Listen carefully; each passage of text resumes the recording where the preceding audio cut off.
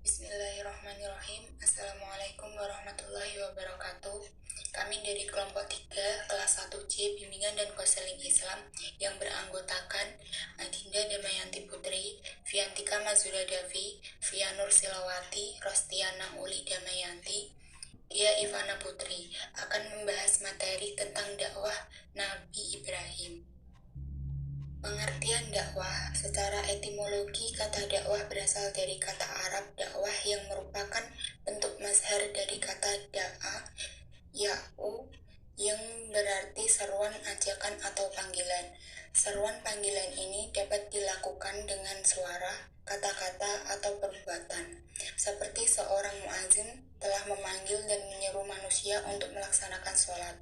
Seorang nabi atau dai, orang yang mengajak manusia untuk beriman kepada Allah Subhanahu wa taala dan mengisahkannya.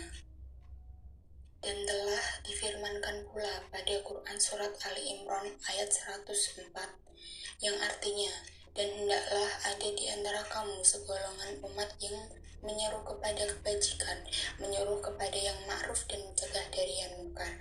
Merekalah orang-orang yang beruntung. Selanjutnya, kondisi mad'u zaman Nabi Ibrahim.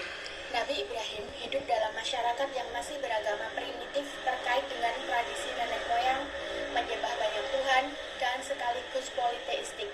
Agama masyarakatnya sangat majemuk, meskipun semua tergolong syirik. Di antara mereka ada yang menyembah dewa-dewa, bintang-bintang, bulan dan matahari, patung dan berhala yang mereka buat sendiri, bahkan banyak pula yang menyembah raja sebagai Tuhan. Dalam kondisi sosial keagamaan semacam ini, maka Nabi Ibrahim datang menawarkan ajaran yang kontras, berbeda dengan keyakinan mereka. Perbedaan Nabi Ibrahim dengan kaumnya. Pointer 1. Cara mengetahui dan meyakini Tuhan. Nabi Ibrahim pencarian, perenungan, dan pemikiran rasional, penunjuk Tuhan atau wahyu. Kaumnya tahlil terhadap nenek moyang, mempertahankan tradisi lama. 2. Tuhan yang diyakini. Nabi Ibrahim, pencipta manusia, Quran surat 37 ayat 93, pengatur alam semesta, pemberi petunjuk, Quran surat 26 ayat 77, pemberi petunjuk, Quran surah 26 ayat 78, pemberi makan dan minum, Quran surah 26 ayat 79, yang mematikan dan menyembuhkan, Quran surat 26 ayat 32.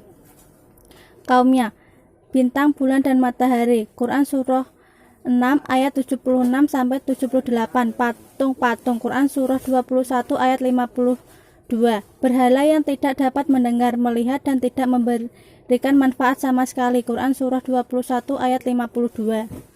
Hawa nafsu, bisikan setan, Quran surah 19 ayat 44, sesuatu yang tidak dapat berbicara, Quran surat 37 ayat 92. 3. Corak teologis. Nabi Ibrahim rasional, transformatif, progresif. Kaumnya tradisional, statis, regestif.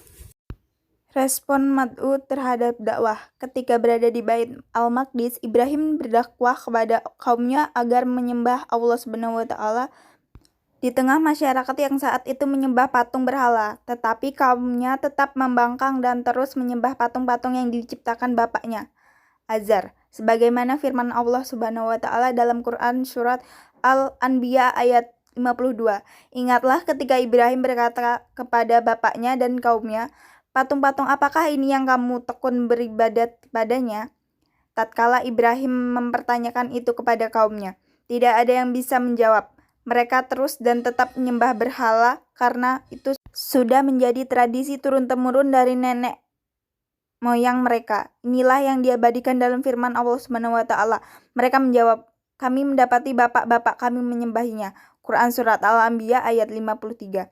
Nabi Ibrahim dengan tegas menganggap bahwa perilaku mereka itu sesat, tidak masuk akal dan tidak dibenarkan, serta tidak sejalan dengan tauhid akidah yang didakwahkan kepada mereka. Suatu pernyataan dan sikap yang tegas dari Ibrahim kepada kaumnya ini dipandang sebagai bentuk keberanian dalam berdakwah yang luar biasa. Tanpa kegiatan dakwah, Ibrahim juga berdakwah pada kaumnya. Sebagaimana seruan para rasul yang lain, Ibrahim menyeru kaumnya untuk bertakwa kepada Allah, mengesahkannya, dan meninggalkan sesembahan lain. Ibrahim juga menegaskan bahwa sesembahan mereka tidak mampu memberi rezeki pada penyembahnya. Kaumnya menyatakan bahwa mereka melakukan penyembahan ini lantaran telah menjadi tradisi sejak leluhur mereka. Ibrahim kemudian bertekad untuk melakukan tipu daya pada berhala-berhala sesembahan kaumnya saat mereka pergi. Sebagian berpendapat bahwa Ibrahim hanya mengatakan tekadnya dalam hati, dan ada juga yang berpendapat bahwa Ibrahim mengatakannya secara lisan dan itu didengar sebagian kaumnya. Dan yang selanjutnya adalah kelebihan dakwah Nabi Ibrahim. Nabi Ibrahim mengajarkan untuk selalu memurnikan dan meneguhkan iman. Kita juga belajar keikhlasan dalam mengorbankan sesuatu yang kita cintai. Nabi Ibrahim mengajarkan untuk tetap menghormati dan mendoakan orang tua dalam kondisi apapun. Nabi Ibrahim mengajarkan untuk menghargai anak dan mendengarkan pendapat. Nabi Ibrahim mengajarkan untuk peduli dengan masa keturunan, tidak hanya dari sisi iman tetapi juga kesehatan. Kekurangan dakwah Nabi Ibrahim.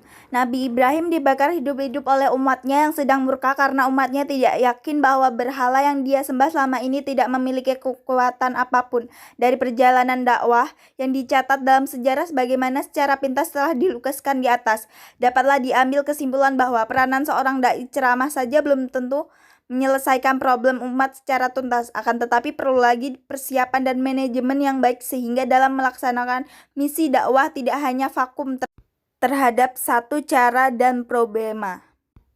Sekian dan terima kasih.